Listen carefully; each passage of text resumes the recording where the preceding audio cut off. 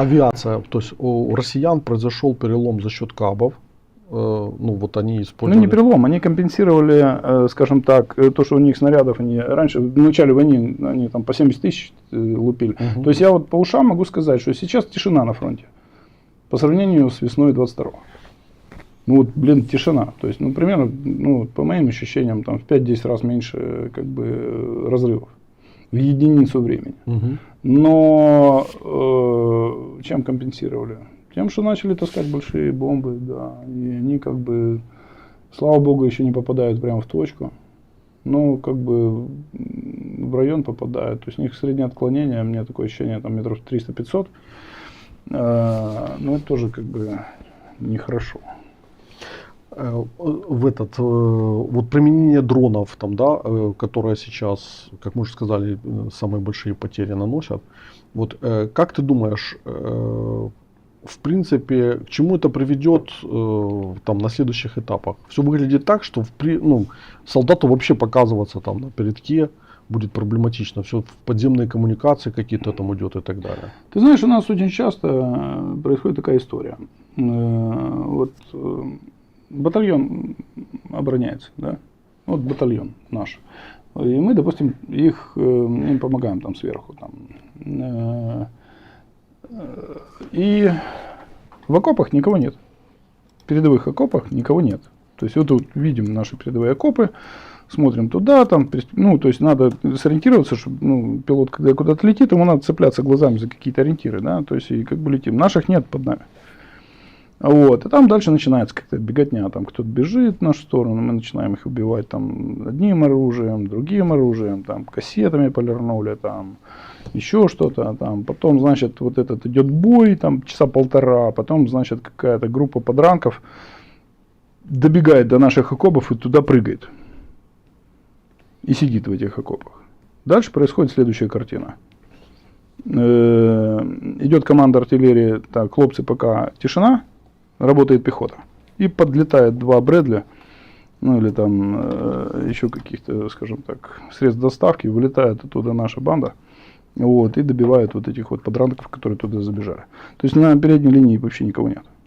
В условиях такой войны, там, где как бы дрон может залететь куда угодно, где наши сидят, там, в каких подвалах, то есть из какой норы выскочили на средствах доставки.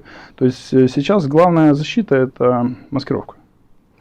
То есть ты должен быть на коротком плече, чтобы в случае чего подбежать, добить до подранков, понимаешь? Именно в тот момент, когда артиллерия не стреляет. Них не стреляет, потому что как бы они там. Потому что когда идет уже такой плотный бой, никто не стреляет, все смотрят и болеют.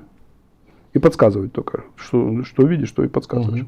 Потом, значит, идет команда, пехота отходит, мы начинаем доступать, потому что там пехота выявила какой-то очаг сопротивления, что они вот, падлы, засели вот в этом вот подвале этого дома. Ну и мы как бы отошли там и развалили этот дом, значит, или там артиллерией, или фабом. Потом уже пехота решит, надо им подходить, там проверять, ногой ткнуть этот труп, или признать, что как бы никого там нет противника. И все, и дальше стоит оборона. Вот так сейчас часто выглядит оборона.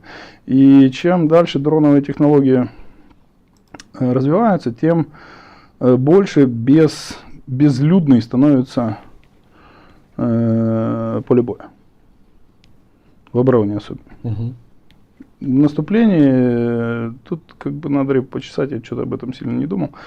Но в наступлении то же самое, то есть дроны сначала все убивают, потом пехота заходит. То есть если случается именно бой, прям подразделение на подразделение, это ЧП, значит не доработали обе стороны. А в основном это должна быть зачистка, вот то, что называется зачистка. То есть мы, допустим, задача стоит взять какой-то там ротный опорный пункт. Значит, как это должно выглядеть?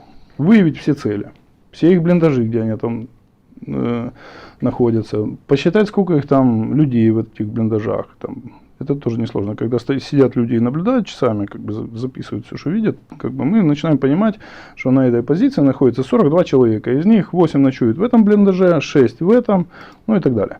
И 22 в этом. Вот. И мы решаем, кого как уничтожать, там огневые средства, где у них какие гнезда.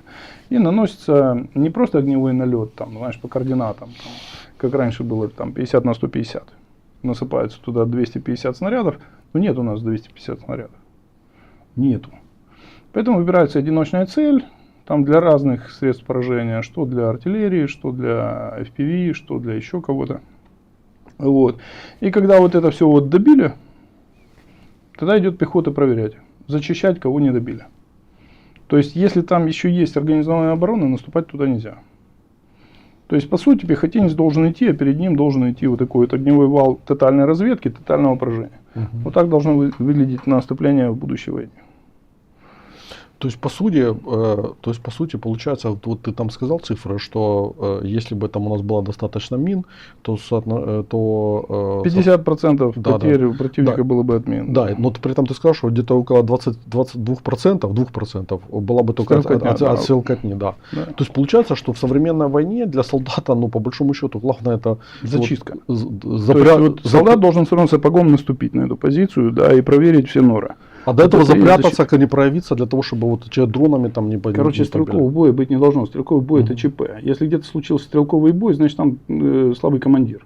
То есть он допустил то, что либо наши наступают на организованную оборону, либо как бы до нашей обороны дошло организованное подразделение, которое еще бой может вести, понимаешь?